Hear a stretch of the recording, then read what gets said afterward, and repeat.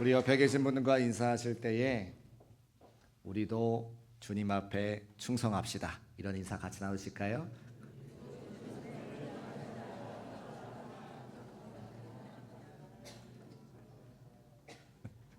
제가 사실은 당신이라고 하는 말을 넣으려고 하다가 또 싸움 나실까봐 어따 대고 당신이야 말씀하실까봐 좀 다시 한번 인사하십시오. 옆에 계신 분이 집사님이면 집사님, 권사님이면 권사님, 하나님께서 권사님과 함께 하십니다. 인사하시겠습니다.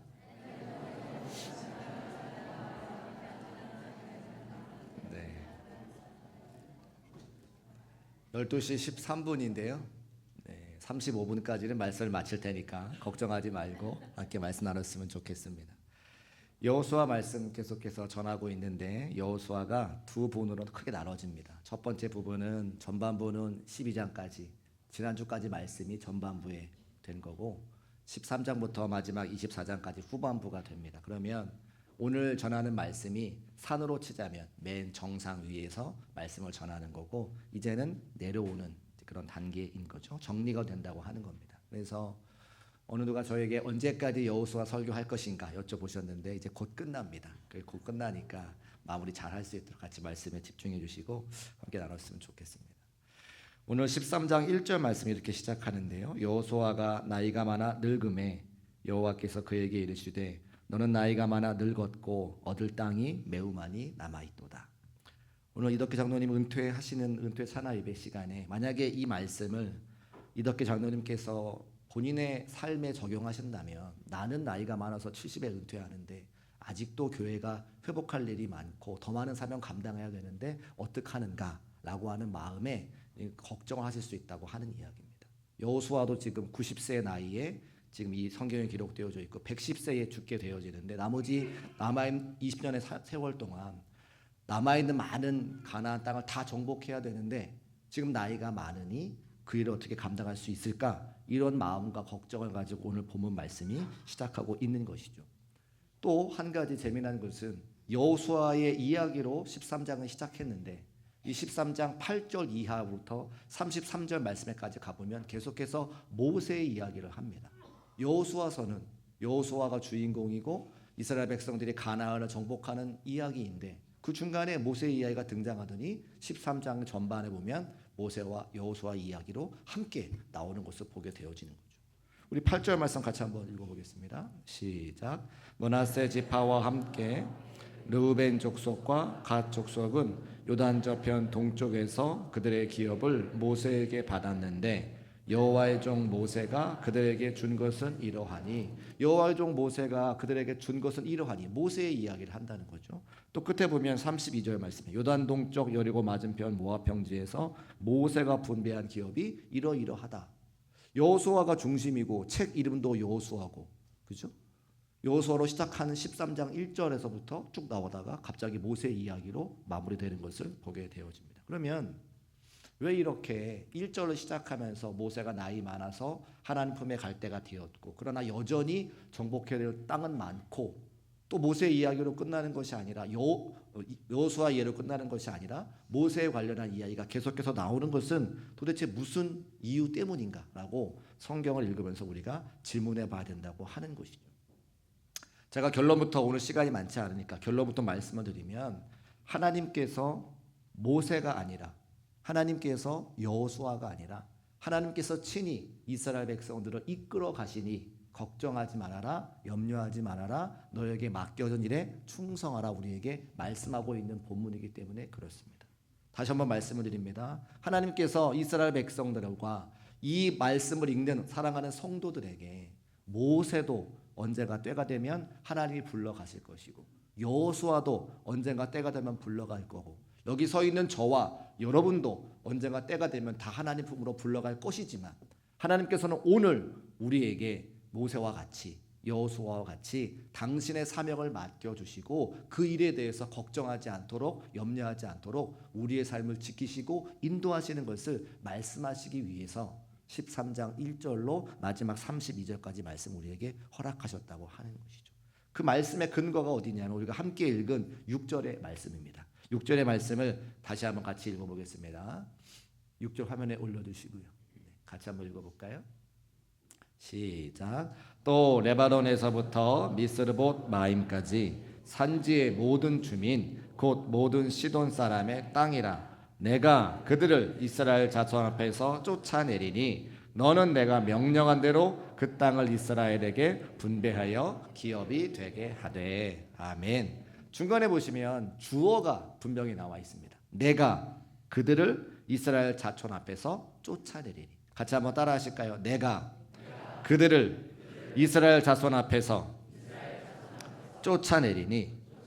여기 말씀하시는 내가 누구입니까? 하나님이시죠. 하나님께서 모세를 사용하셔서, 하나님께서 여호수아를 사용하셔서, 하나님께서 이덕기 장로님을 사용하셔서, 하나님이 저와 여러분들을 사랑하셔서 사용하셔서 당신의 거룩한 일을 감당하실 것이다 라고 하는 말씀을 우리에게 오늘 허락해 주시는 겁니다. 그리고 뭐라 말씀하십니까? 너는 내가 명령한 대로. 너는 내가 명령한 대로. 지난주에 설교 제목을 혹시 기억하시는지 모르겠습니다. 지난주 설교 제목이 뭘까요? 제가 성동 광진지방에 이렇게 행사에 갔더니 어떤 목사님께서 지난주에 설교 말씀이 뭔지를 성도들에게 물어보시더라는 거예요. 근데 그 교회 성도님들 다 기억하셨어요. 저는 마음에 조마조마 우리 교회 물어보시면 어떡할까? 다행히 우리 교회를 안 물어보셨거든요. 여러분 찾지 마세요. 여기 나와 있어요. 너는 내가 명령한 대로. 지난주 설교 말씀이 너는 내가 명령한 대로예요. 제가 이렇게 센스가 없지 않습니다. 여러분 당황하실까 봐. 너는 내가 명령한 대로. 지난주 설교 말씀도 같은 내용이었습니다. 하나님께서 우리에게 말씀하시고 명령하셔서 그 말씀에 순종하는 것이 가장 복된 길임을, 성도의 삶임을 우리에게 말씀해 주고 계신데, 오늘도 여전히 마찬가지로 같은 메시지를 허락하고 계십니다. 하나님께서 우리에게 귀한 사명 맡겨주시고 그 사명을 감당하는 것이 가장 선하고 복된 길임을 말씀하시는 것 꼭 기억하시기를 주의 이름으로 축복합니다. 또한 여호수아 11장 15절 말씀 보니까 똑같은 말씀 우리에게 허락하고 계시는데요. 같이 한번 읽어보겠습니다. 시작. 여호와께서 그의 종 모세에게 명령하신 것을 모세는 여호수아에게 명령하였고 여호수아는 그대로 행하여 여호와께서 모세에게 명하신 모든 것을 하나도 행하지 아니한 것이 없었더라. 아멘. 말씀 보니까 여호와께서 그의 종 모세에게 명령하신 것, 근데 그것을 모세가 누구한테 알려줍니까? 여호수아에게 알려주고 행하게 했습니다.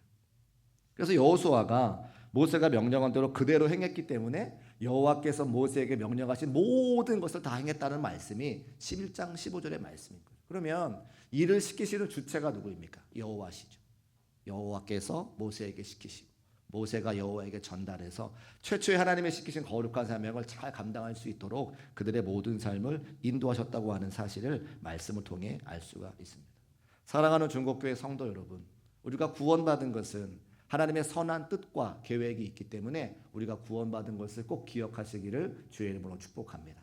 왜 우리를 구원해 주셨습니까? 복음의 빚진 자가 되어서 누군가에게 복음을 증거하고 열방 가운데 하나님의 복음을 증거하고 교회를 세우고 선교사를 파송하고 지역사회의 구원의 방주한 역할을 감당하기 위해서 우리를 부르시사 우리를 주의 사명자 삼으신 것을 꼭 믿으시기를 주의 이름으로 축복합니다.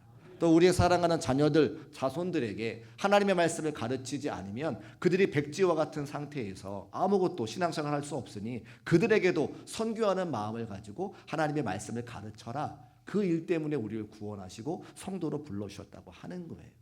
그리고 그 일을 감당할 수 있도록 하나님의 거룩한 사명 감당할 수 있도록 날마다 우리를 지키시고, 이럴 때 아멘 하시면 됩니다. 날마다 우리를 지키시고 인도하시고 보호하시고 도와주시고 함께 하시는 분이 우리 하나님인 것을 꼭 기억하시기를 주의 이름으로 축복합니다.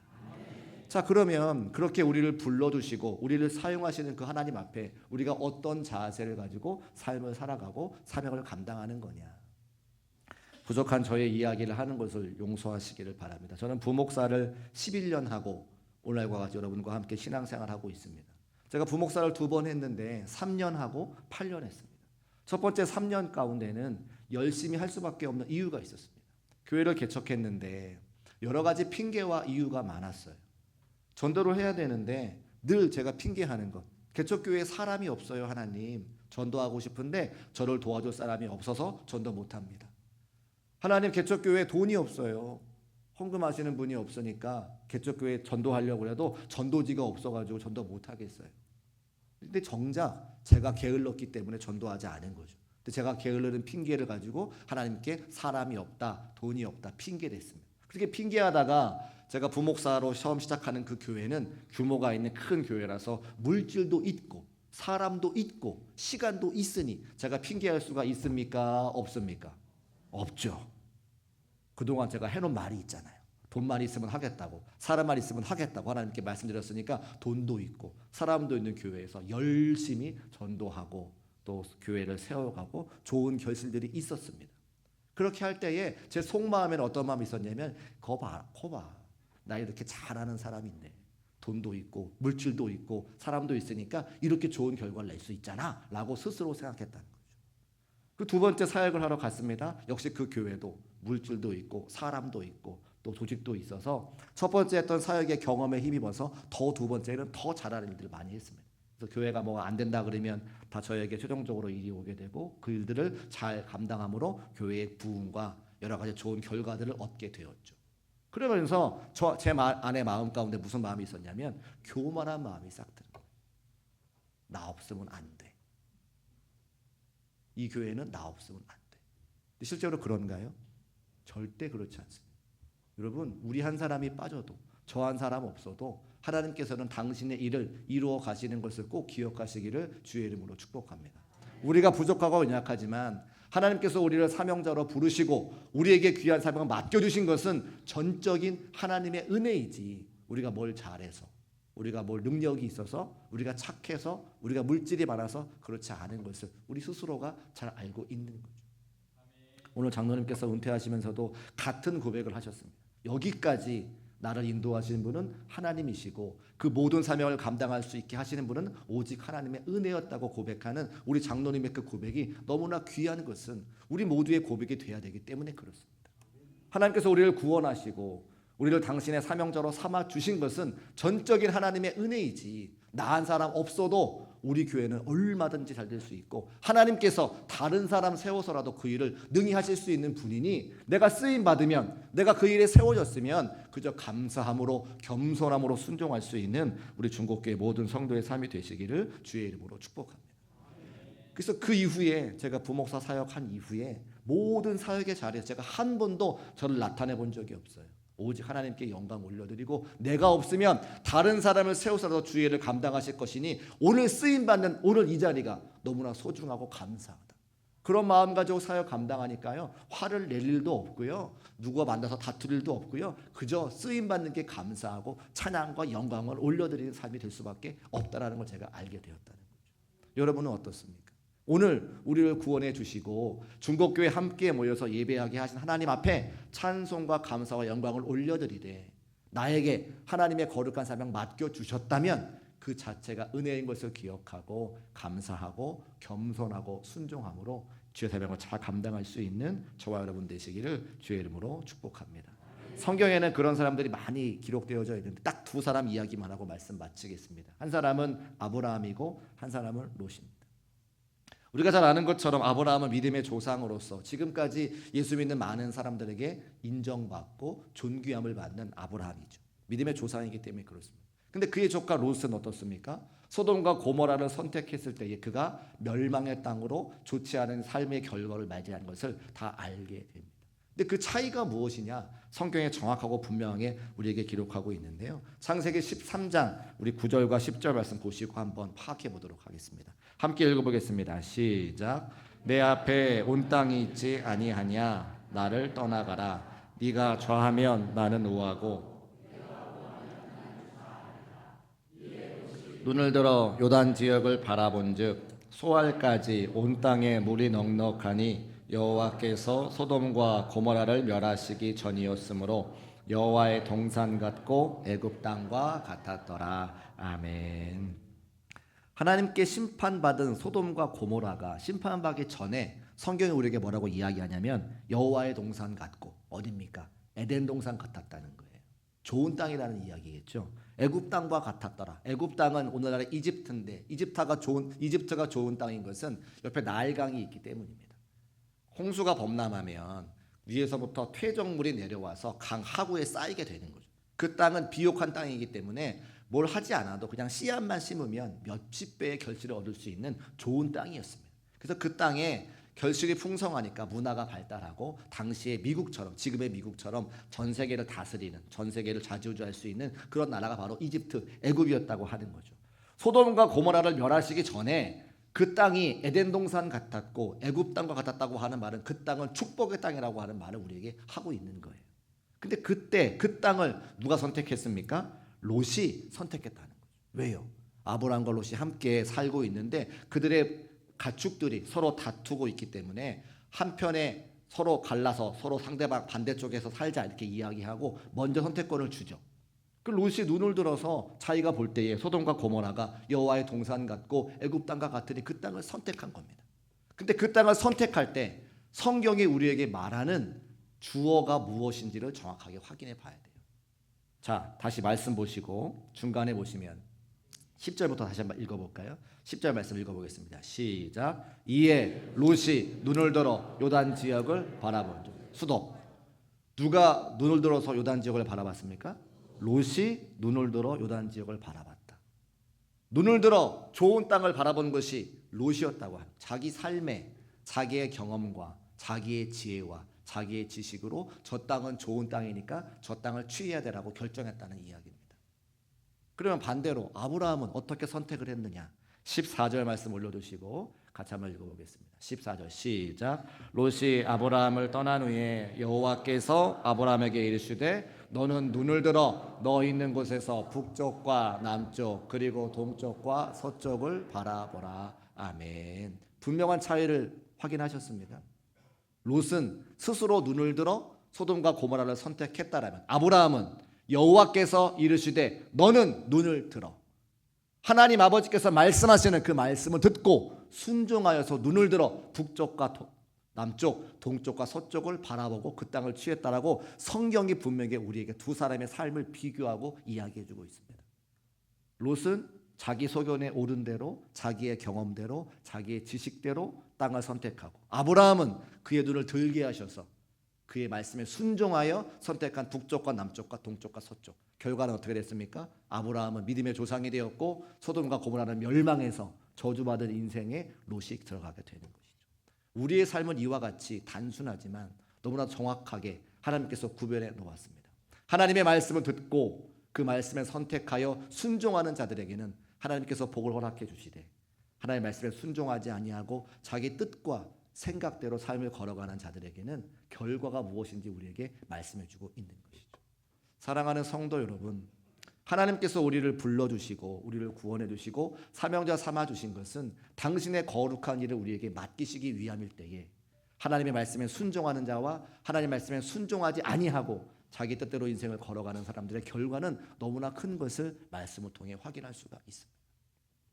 오늘 우리를 구원해 주셔서 자녀 삼아 주시고 하나님의 거룩한 사명을 맡겨주셨다면 하나님 말씀에 온전히 순종하여 하나님의 기쁨 될 수 있는 중국교회 모든 성도의 삶이 되시기를 주의 이름으로 축복합니다. 우리 모두 자리에서 일어나셔서 결단 찬송하시고 함께 결단하면서 기도하겠습니다.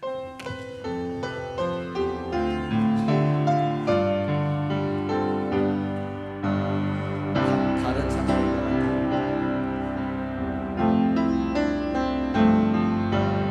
고단한 인생길 고단한 인생길 힘겨운 오늘도 예수 내 마음 아시네 지나간 아픔도 마주할 세상도 예수 내 마음 아시네 하루를 살아도 기쁨으로 나니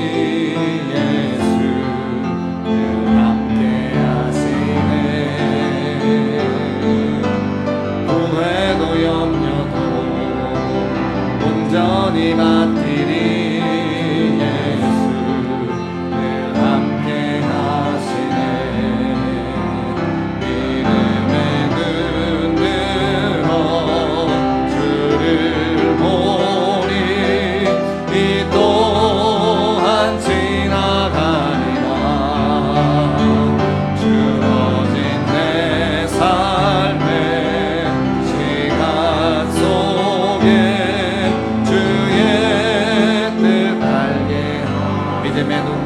주를 보리 믿음의 눈 들어 주를 보니 이 또한 지나가리라